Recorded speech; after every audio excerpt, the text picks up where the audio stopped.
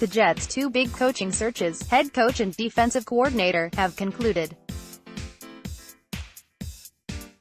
So now that the Jets are moving forward with head coach Adam Gase, defensive coordinator Gregg Williams, and general manager Mike Maccagnan, let's take a look at some key dates for them this offseason, including decisions on running back Isaiah Crowell and inside linebacker Darron Lee. March 11 to 13, free agency negotiating window agents and teams can officially begin talking contracts on March 11, though it happens before then, at the NFL Scouting Combine, for example. Officially, no contract can be signed until the 2019 league year begins March 13, a big date on the NFL calendar. Before March 11, the Jets have exclusive negotiating rights with their in-house free agents. Now that receiver Quincy Enunwa has been signed, the Jets' top in-house free agents are cornerback Morris Claiborne, returner Andre Roberts, defensive end Henry Anderson, and kicker Jason Myers. March 13 to 2019 league year and free agency period begin. It all starts at 4 p.m. Pending free agents officially become free agents, and they can formally sign with a new team. Also, this is when the 2019 trading period begins. A lot of action will happen on March 13th. This is when the Jets can officially sign running back Le'Veon Bell, the biggest fish in free agency this year, if they're able to work out a deal with him during the negotiating window. March 15th, decision day for RB Isaiah Crowell. What do the Jets want to with the running back?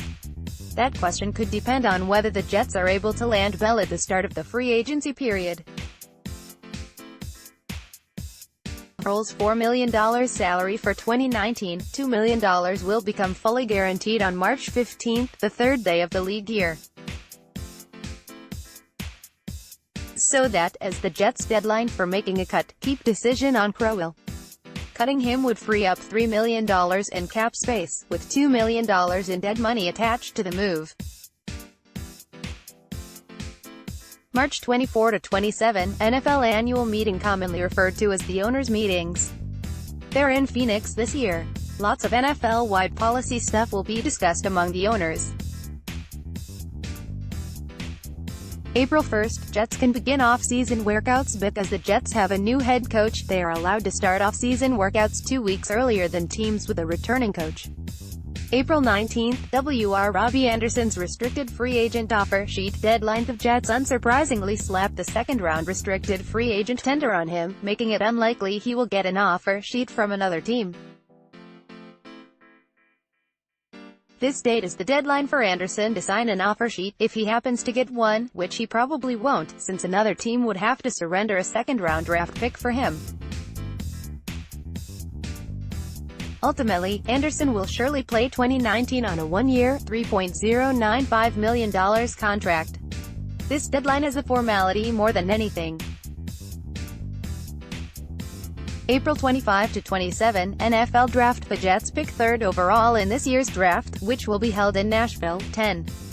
May 2nd, ILB. Darron Lee's fifth-year option deadline. Teams are already allowed to exercise 2020 fifth-year options for 2016 first-round draft picks.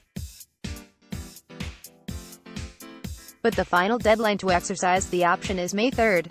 The NFL actually lists the deadline as prior to May 3rd, so it's really May 2nd. At this point, the option, essentially a one-year extension of the rookie contract in 2020, would be guaranteed only against injury. It wouldn't become fully guaranteed until the start of the 2020 league year next March, as is the case with defensive end Leonard Williams' fifth-year option this year. Most teams pick up this option, unless a player is truly underwhelming or injury-prone, since there is little initial risk attached to the move. Value of Lee's 2020 fifth-year option figure isn't clear yet. Expect it to be at least $9.5 million based on the 2015 draft class's option figures. May 3 to 6, rookie minicamp. The Jets have typically held their rookie minicamp on the first weekend after the draft, though it's not clear yet what Gase will do. His other option is holding it the following weekend, May 10 to 13. It's a 3-day minicamp, and Gase can do it Friday through Sunday or Saturday through Monday. May start of spring practice. Last year, every team except 2 started spring practices with organized team activities on May 21 or 22. The Cardinals and Bears, with new coaches, started May 15. The Jets started May 22.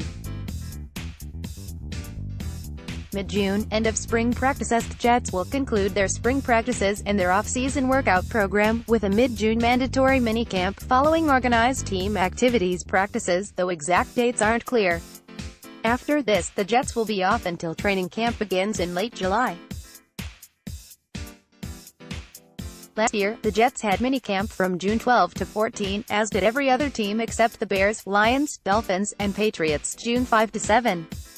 Late July, beginning of training camp. The Jets' first training camp under Gase likely will launch at some point in the final full week of July, though dates won't be released for a while. NFL Draft 2019, could Cardinals be trying to bait Giants into trading up for Kyler Murray? Todd McShay says. Will Oklahoma quarterback Kyler Murray go first overall in the 2019 NFL Draft? August 31, roster cutdown. BAY NFL teams must trim their rosters to 53 players by 4 p.m. Sept. 5, 8 to 9, Week 1 games. The Jets will play their first game under Gase, likely on Sept. 8, the regular season's first Sunday. Darryl Slater may be reached at dslater@newadvancemedia.com. Follow him on Twitter at @DarrySlater. Find NJ.com Jets on Facebook.